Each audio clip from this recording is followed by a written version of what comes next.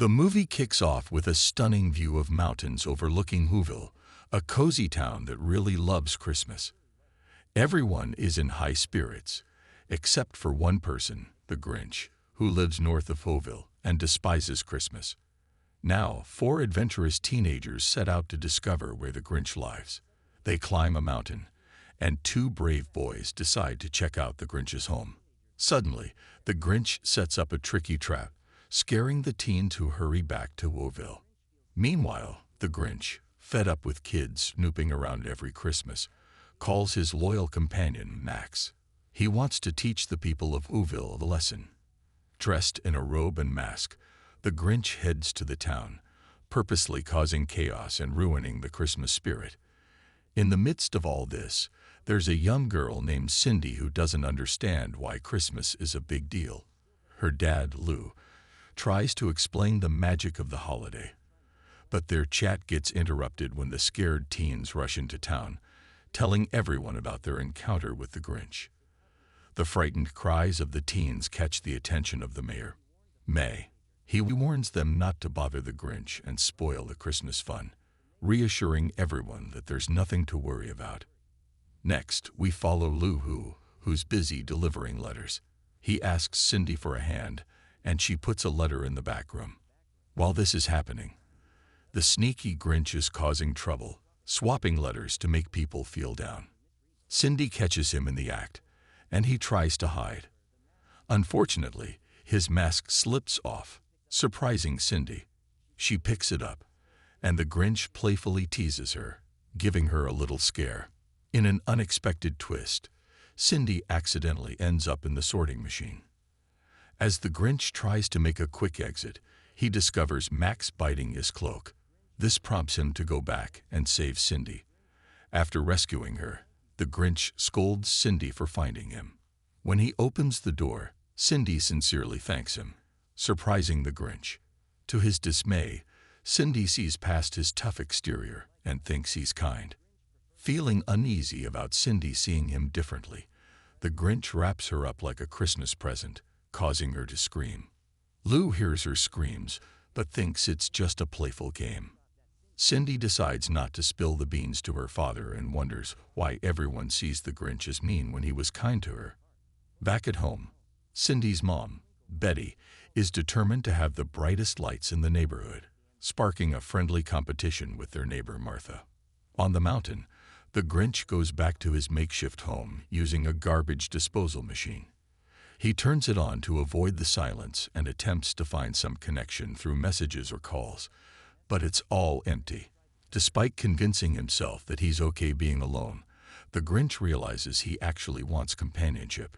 In a vulnerable moment, he speaks to himself in his cave, admitting he needs someone to talk to. Meanwhile, Cindy decides to unravel the mystery of why the Grinch dislikes Christmas so much. She talks to two elderly women, trying to find out more about the Grinch's past and the reasons behind his dislike for the holiday. We go back to a Christmas Eve in the past, when babies descended from the sky with parachutes. Baby Grinch, caught in a tree by an unexpected gust of wind, is discovered and raised by kind elderly women. As Cindy delves into the Grinch's history, she learns that at school, his peers, including Martha and May, treated him unfairly because of his different appearance. May admits to disliking Grinch because of these differences, but Grinch, undeterred, puts in hard work to prepare a special gift for Martha. On the day of the school gift exchange, Grinch, still hiding his face, stands alone, hesitant to reveal himself. The teacher encourages him to show his face, but Grinch stubbornly refuses. After persistent persuasion, Grinch finally reveals his freshly shaved, freckled face. However, the room bursts into laughter at his appearance and the carefully crafted gifts. Grinch impulsively throws the presents aside. In frustration, he lifts the Christmas tree and declares his hatred for the holiday. Making eye contact with Martha, Grinch leaves without saying a word, leaving the room in shocked silence. Martha, undeterred by the laughter, collects the discarded gifts, remembering it as the last day she saw Grinch in town. In the solitude of Whoville's mountains, Grinch lets out a stream of hurtful words towards the townspeople, nursing his wounds. As Christmas drew near, the Grinch sought solace in his cave. Meanwhile, Mayor May announced the nomination for the cheermeister in Whoville that night. Cindy nominated the Grinch, despite May's disagreement, arguing that the cheermeister should be someone who needs it the most at Christmas. The town supported Cindy, and Mayor May reluctantly accepted the unusual proposal. Inside his cave, the Grinch, tired, fell asleep while singing Christmas songs. He woke up suddenly to the loud cheers in Whoville. To drown out the noise, Grinch caused a ruckus of his own. Outside, Cindy bravely decided to climb the mountain alone. Knocking on the door, she called out to the Grinch. He noticed her, stopped the commotion, and angrily shouted at her for entering without permission. Despite his attempts to scare her, Cindy remained unafraid and even found his antics amusing. Grinch, giving up on scaring her, asked why she was there. To his surprise, Cindy invited him to a Christmas Eve party. Thinking it was a joke, Grinch laughed it off. But Cindy persisted, mentioning that he was going to receive the Cheermeister Award, something that resonated with Grinch's desire for appreciation. Intrigued, he learned that Martha, someone he once admired, would be at the party. In a surprising twist, Grinch agreed to attend. He escorted Cindy to the front door, but then played a mischievous trick. With the press of a button, Cindy found herself in the disposal machine, heading towards Whoville. Meanwhile, Grinch pondered what to wear for the party. When he heard a trumpet, he took the chance to get a more suitable outfit from a passing man. Now dressed and prepared, Grinch, accompanied by Max, headed to the Christmas Eve party. When the mayor called Grinch's name to receive the trophy, he was nowhere to be found. The disposal machine unexpectedly spit out Grinch, causing chaos and leading to him crashing into Martha. Mayor May revealed that Grinch needed to have a family reunion with the two women who raised him before getting any awards. The two women warmly embraced Grinch and put a new sweater on him. Grinch was welcomed into the Cheermeister chair, enjoying pudding and joining in the festive jump sack game. His enthusiastic participation earned him lots of happy votes, and he became quite popular. As the time for gift-giving arrived, Grinch eagerly opened a present, only to find a shaver inside. Haunted by painful memories, Grinch's resentment toward Christmas grew stronger. Mayor May unveiled lavish gifts meant for Martha, overwhelming Grinch with bitterness. He intentionally scratched one of the cars, becoming a rude and abrasive version of himself. Grinch reveled in the chaos, setting fire to the Christmas tree and making off with a small car. His destructive spree ended with the vehicle exploding and getting damage. Mayor May expressed disappointment with Lou and Cindy, and feeling down, Cindy expressed her wish for everyone to experience the warmth of Christmas. Thinking he had ruined Christmas joy, Grinch laughed in triumph.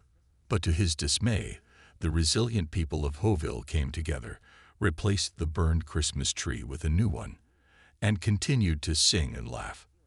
Annoyed, Grinch went back to his home, haunted by visions of happy children that disgusted him. Determined to stop Christmas, he devised a sinister plan to pretend to be Santa Claus and steal all the presents. To carry out his evil plan, Grinch made Santa Claus hats, robes, and even a carriage. When he noticed Santa's sleigh was missing, he turned Max into a makeshift reindeer to pull the carriage. Grinch began his dark mission, and the carriage stopped suddenly above a roof before descending through the chimney. Stuck for a moment, Grinch persisted until he made his way down. Using a tool, he stole gifts and indulged in refrigerator treats. As Grinch prepared to take a Christmas tree, he accidentally woke up Cindy. Thinking he was Santa Claus, Cindy happily welcomed him, believing he had come to give out gifts. Grinch, taking advantage of the situation, tricked Cindy into asking Santa not to forget him. Even though Cindy saw Grinch as lonely, he stuck to his revenge plan. Unswayed by her kind words, Grinch continued stealing gifts from every home in Whoville. To add to the chaos, he cut the light cables, leaving Whoville in darkness. When his malfunctioning train caused a setback, Grinch had Max pull the carriage to the mountaintop to dispose of the gifts. Meanwhile, the folks of Whoville woke up to a ruined Christmas. Gathering with the mayor, they tried to figure out who was responsible, and Grinch became the main suspect. Mayor May blamed Cindy for inviting Grinch, but Lou disagreed, proud that Grinch had taken the gifts. Lou emphasized that Christmas should be about warmth and love, not just extravagant gifts or dazzling lights. Touched by Lou's words, the people of Whoville embraced the true spirit of Christmas, letting go of material concerns. They hugged Cindy and decided to visit Grinch, who was struggling with his carriage. As Grinch strained against the carriage, he heard the joyful sounds of singing from Whoville. Curious, he rushed to the cave entrance and saw the townspeople, hand in hand, singing Christmas carols with enthusiasm. Confused, Grinch paused to contemplate the unexpected scene. A realization dawned on Grinch that Christmas went beyond external symbols. It came from hearts filled with love and held a deeper meaning. A twinge of pain pierced his chest as his dormant heart began to beat again. Overwhelmed with conflicting emotions, tears welled up, and seeking solace, he turned to Max, asking for a hug. Max, ever loyal, obliged. In this tender moment, Grinch's transformation into a caring individual unfolded. Worried about the safety of his makeshift sleigh, Grinch sprinted to prevent its destruction. Reaching the train rope, he leaped and clutched it just as it teetered on the brink of collapse. Feeling weighed down, Grinch considered giving up, but then he saw Cindy on the train. Her assurance that she came to ensure he wasn't lonely touched Grinch's heart. Encouraged by Cindy's words, Grinch found newfound strength, preventing the train from plummeting. Together, they rode towards Whoville. The train raced at a rapid pace, catching the attention of Betty and Martha. Acting swiftly, they grabbed a cable to block the train's path. Lou, displaying bravery, stood in its way, bringing the speeding locomotive to a halt. Amidst cheers and warm wishes of Merry Christmas, Mayor May, touched by the new Christmas spirit, decided to forgive and release Grinch, symbolizing a fresh start. In a heartwarming turn, Martha stepped forward and gave back the ring the mayor had given her. She confessed that her heart belonged to Grinch, declining May's proposal. Overjoyed, Grinch extended a hand and a peace sign toward the mayor. The atmosphere shifted from forgiveness to celebration as Grinch, once a Christmas cynic, joined in turning on the lights of the Christmas tree. The townspeople, including Grinch himself, happily sang along, embracing the true spirit of Christmas. Thanks to Cindy's influence, Grinch discovered the genuine meaning of Christmas and found true happiness.